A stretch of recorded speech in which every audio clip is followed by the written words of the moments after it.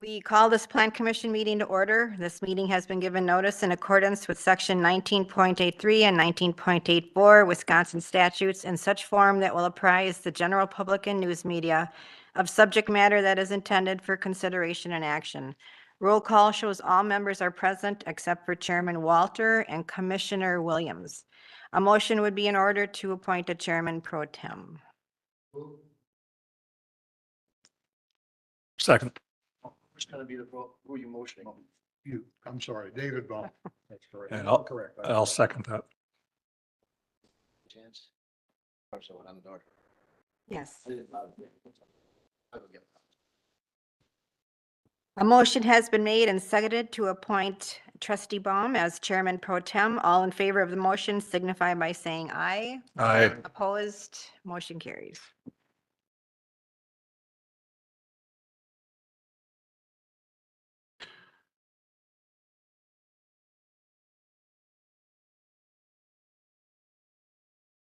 Okay, next item on the agenda is the approval of the minutes for October 9th. Commissioners, do we have a motion? Approval as submitted. A motion, Second. a motion and a second. Any discussion on motion? Seeing none, all in favor say aye. Aye. Opposed? Motion carries unanimously. Brings us to new business. Item number 4A, Capstone Development Company, agent for CQ Wisconsin 2021 LLC, property owner of North 128 West 12955 Holy Hill Road. Revised site plan review for proposed. Do I not have? Sorry, but do I not have a public input? We don't have to do that, Frank? Okay. Revised site plan review for proposed changes to the outside of building elevations for Capstone Building Number 2. Director Retzloff, would you like to lead us through that? Sure. I'll introduce Mike Faber in just a second. Mike's here on behalf of Capstone Quadrangle to share with us some revisions to building number 2 and get your review, comment, and hopefully approval this evening. You may recall back in January of this year, building number 2, the building and site plans were approved. There were some conditions, including one that essentially required Mike to come back with any plan revisions that resulted from the increase in the building height. More specifically, there was discussion about possibly adding some windows on the north and west elevations. That is one set of revisions to be discussed this evening. And then the second concerns the loading docks on the east side of the building. There is a proposal to add some HVAC air filtration system units on the east side in place of some of the loading docks and some other minor modifications to those loading docks on the east side. I'll walk through a couple of things. The site on Holy Hill Road in the Holy Hill Gateway, building number 2, a master plan. This is concerning building 2 of 3. The red boxes show generally where the revisions are on building 2 that are subject to the discussion this evening. With regard to the windows, this is the elevation that was approved, and this shows with the red boxes the additional windows that are shown on the north elevation to the left and on the west elevation on the right on the screen. Now, click back and forward as you need to see those. And here's one without the boxes. And then the elevations themselves with the window areas clouded on the north elevation, on the west elevation. And then the second set of revisions, the loading dock modifications that include the east elevation with the areas clouded where there are changes. The ground-mounted HVAC air filtration units, there are 5 of them as shown in these diagrams. On the top, it's sort of an overhead site view of the 5 units and their distribution system. And then on the lower part of the screen, sort of a three-dimensional rendering of what those would look like. Those will be enclosed within a fence enclosure, 8 feet in height, along with some transformers. And then there's some modifications to other loading docks in the vicinity. Here's a couple more renderings of the view from the north, basically Holy Hill Road looking down into the parking, the truck area on the east side of the building. And then the landscaping plans, as you can see, there's a fairly large, significant berm area that's actually it's in place already. It hasn't been landscaped yet, but the rough grading's been done, so that's kind of in place. And that helps buffer the view from Holy Hill Road to that particular area. I don't know that you'll see it quite as clear as these renderings show. It'll be masked, if you will, in part because of the landscaping in that particular area. And I'm just clicking through these fairly quickly. Ultimately, this is what the landscaped area in front of that truck trailer court area will look like after a few years of growth. The window revisions are consistent with the alternative plans that we were discussing in concept back in January, and the air filtration systems are required to meet manufacturing clean room standards for a prospective tenant. So with that, the staff recommendation is to approve as proposed. Mike, if you want to go ahead and add whatever you feel is necessary to discuss the changes. Thank you, Jeff. Chairman, Commissioners, Mike Faber with Capstone Development Company.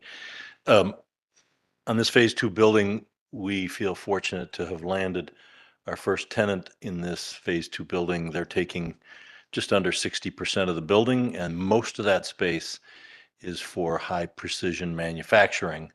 There is some office space included in their plans. They wanted to conserve floor space for manufacturing, so they've asked us to create some office that's 2 levels, so there'll be a mezzanine, and that's part of what's driving the upper level windows as well as first floor office space.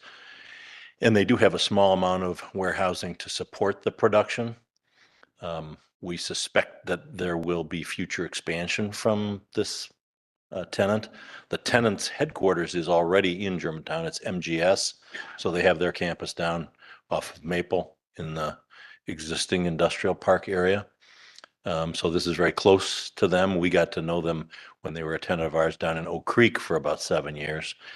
And they just landed a new client. MGS is really directed mostly at healthcare in their future strategy. And their client here for this requirement that will take all of their space here is Eli Lilly and Company. And I suspect, although I don't know this for sure, that much of what drives this, because it's manufacturing inside very high standard clean rooms, is things that are aimed at the healthcare industry and in specific products that either are implanted in the human body or deliver drugs to the human body, like insulin pumps. And so it has these very exacting high standards. To meet the clean room standards, they needed these HVAC units that are about 27,000 pounds each.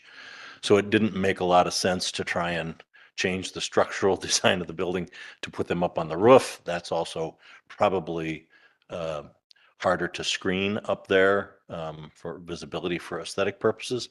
And so as a manufacturer, they don't have that much semi-truck traffic, hence they didn't need as much dock space. And so we came up with the idea, why don't you put them down where semi-trailers would normally be parked in the docks for loading and unloading, and save and don't spend money on trying to reinforce the roof. Instead, put them on the concrete dock apron. The units that sit outside are large, but they need to go through a filtration unit. So the tallest thing here is, you can see on this diagram that Jeff has up there, the units are kind of gray colored. In reality, they will be a beige. And then the ductwork that comes out from the side and then goes through a large filter chamber and then goes back down and up and ducted into the building at the top of what would be considered dock doors. So they're choosing to poke all of this ductwork through where we'd normally have docks, because those were two reasons. One, those were already designed into the precast wall panels as knockouts. So structurally, the panels can handle that the easiest going through those dock openings. And secondly, I care about the future value. And if they ever choose to leave, which they probably won't, they're signing a 15-year lease. But if they ever chose to leave, we would want to have the building repairable and restored back to sort of the original spec building condition. So the way we looked at this idea was these HVAC units are large relative to normal HVAC units, but they're not as tall as a normal, semi-trailer that would be sitting in the docks. And this is the most protected area of the site from the public standpoint, because we've got the berm and the landscaping along Holy Hill Road to screen the truck court already.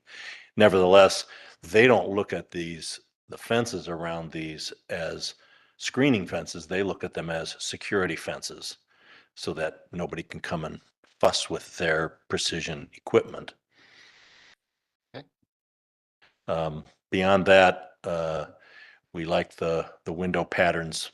It looks like it could have been designed that way initially, follows the same pattern as the original window design. In this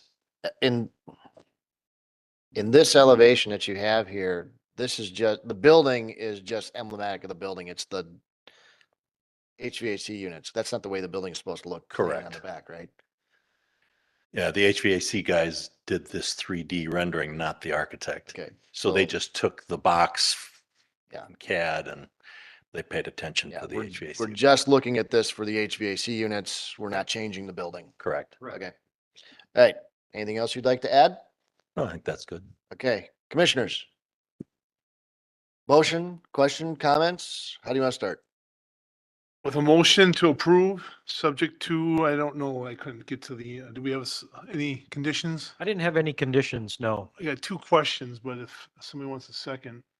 We have a motion and a second. Further discussion. So, Mr. Setsky. Jeff, I think you said something about transformers. Were there transformers? Were those air filtration units going, or that's somewhere else? There'll be two in the center of the three fenced areas. You can see kind of a vacant space, two transformers. Probably We Energies hasn't finished sizing them yet, but this will be primary power because these guys draw a huge amount of power. We had 4,000 amps for the building itself normally, and these guys need about 9 or 10,000 amps just for themselves, because their molds that create and produce the stuff take a huge amount of electricity to heat up, and then they've got a chiller inside the building that then cools stuff back down. Two of their three transformers will sit in that, what you see in the vacant space, but it's relatively small size compared to the size of the footprint of those HVAC units. So I asked them today, I think I have a plan that they took a shot at. Maybe I didn't.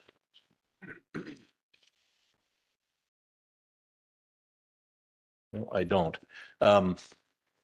If you're familiar with the typical size of a transformer, it's probably less than a quarter the size of one of these HVAC units, and it's not as tall as one of the HVAC units. So two of them will sit there inside that fence, and the third will sit at the northeast corner of the building in a grass area right at that corner, because that's their main electrical room. So that's virtually completely screened because it's way down tight right at the toe of the slope of the berm. Was that where the electrical was going to originally go in? So underground, the lines and everything? It was, although our main feed for the spec building is to the middle of the building, because our main mechanical rooms are there in the center of the building. So we'll have our 4,000 amp transformer in the center of the back of the building where the mechanical rooms are, and there are two of them will sit inside the center fenced area, and then the third will sit tight to that northeast corner. And the other question was, how tall is that berm that's kind of on the road in front, kind of screening? You can see it in the picture. It's a little hump. That guy, Yeah, it's like, as tall as your code will allow us to build for slope. Looks like it's 15 feet above the drive lane. Yeah, it's 12, it's 12 to 15 feet.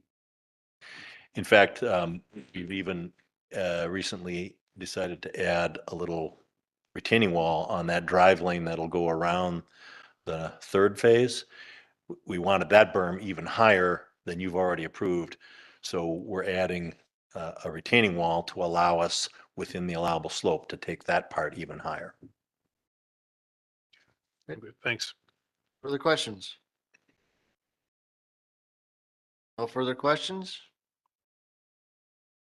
All right, then we have a motion to approve as presented with no conditions. All in favor, say aye. Aye. Opposed? Motion carries unanimously. Thank you. Thank you for Mr. Faber? Thank you for All right, being for willing to you. hold a special meeting. I appreciate it.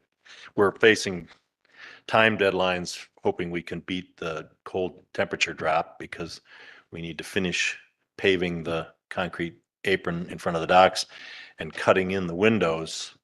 Lets all the cold air in, and we're still pouring floor slab inside for the next several weeks. So we're trying to beat that cold. Thank you. We're doing what we can to help you. Appreciate Thank it. you very much. Okay, item number 5, announcements. I have none. Does anybody else have announcements? No announcements. Yes, sir. What's after announcements? Adjournment? Adjournment. I got one question. Is announcements like questions? Because I know it's not on the agenda. We can, In the Germantown Historic District, do we have any limitations or code things on solar panels? Because you have this Germanic theme and now you got solar panels all over it.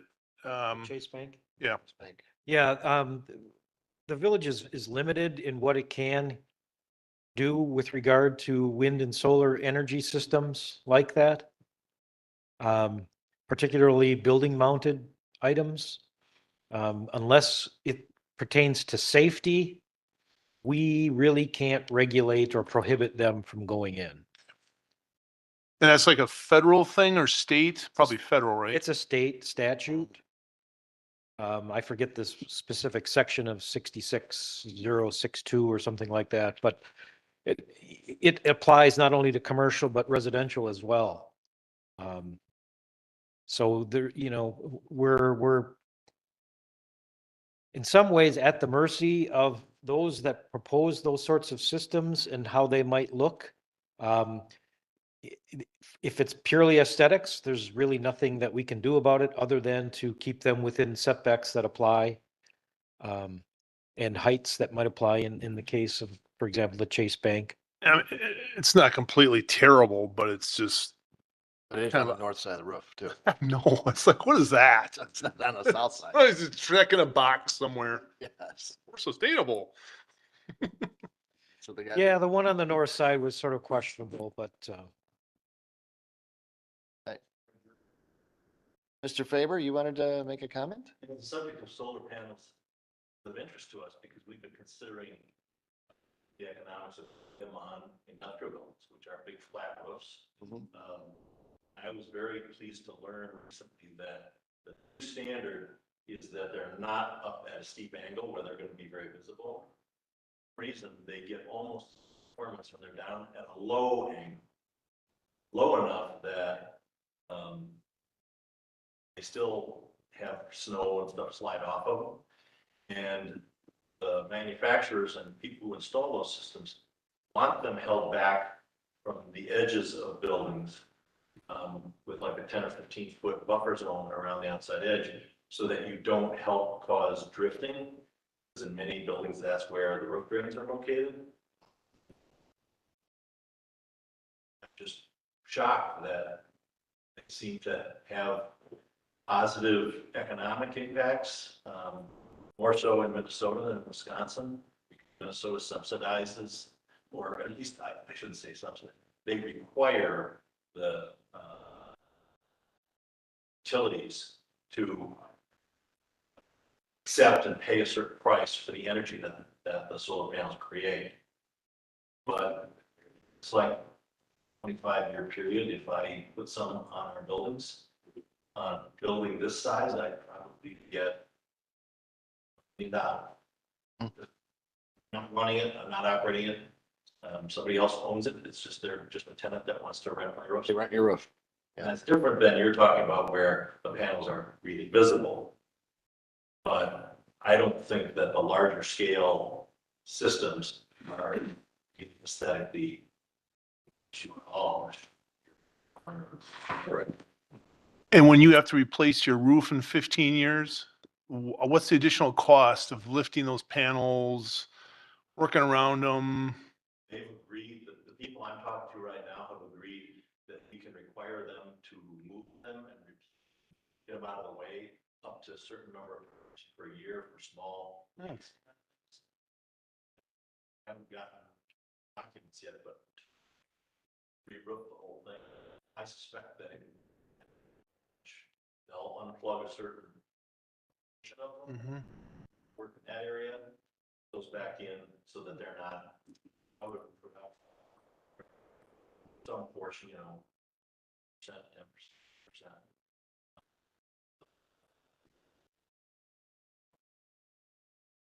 Okay. All right. Any further announcements, discussion, comments?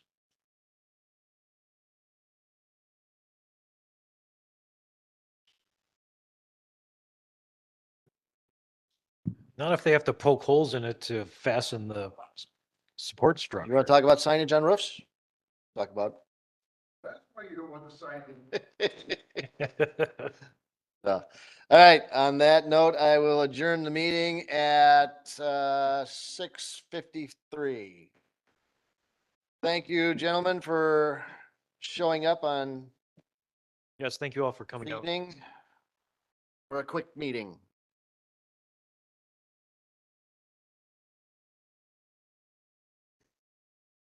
Hey, Jeff, I've got another question. Yes. I'll see you gentlemen later. It's almost like we're supposed to be. Have a good night. Okay. Nope. We tabled that pending a couple of decisions. One, we're expecting by the end of this month preliminary results from our residential market study. Okay. And two, we are real close to submitting application to DOT and the OCR